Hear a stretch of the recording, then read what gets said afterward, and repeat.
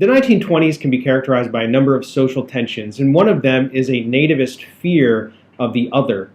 World War I was fought as a total war, meaning that everybody needed to be on board, and this led to a large amount of propaganda against outsiders. This led to the 100% American movement, which fed into the traditional nativism that we saw during the Gilded Age, and xenophobia, which is this unreasonable fear of foreigners that was already there. After World War I, there was a large number of economic issues that also bled into this nativist and xenophobic issue. There was the transition from a wartime economy to a peacetime economy meant there was a large amount of inflation, which caused problems. There's an end to the wartime concessions to labor, which meant that labor had to fight again to get any sort of gains from the ownership. And the returning veterans were now fighting and competing for jobs.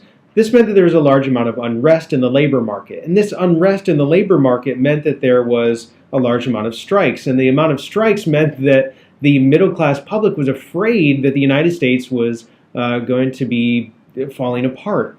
There was reason for this fear. Prior to the United States entering into World War I, the Russians had a revolution, a communist revolution, so this is not unheard of in an industrialized society. The Russian Revolution was fought by the Bolsheviks, which was a branch of communism. There was some fear that it would happen in the United States. In 1919, there was a series of anarchists' bombs that went up in a number of different areas. This led to the Palmer raids. A. Mitchell Palmer was I believe, the Attorney General. Palmer wanted to run for office, probably president, so he tried to use this to make himself look good. 8 of these bombs went off around the country. There was rumors that there was more. So Palmer argued that we needed to round up all alleged communists and socialists and anarchists that we could find.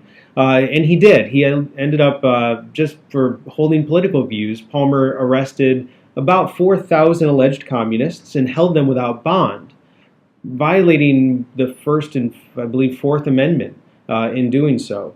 Later, hundreds of them are going to be deported, largely with very little due process.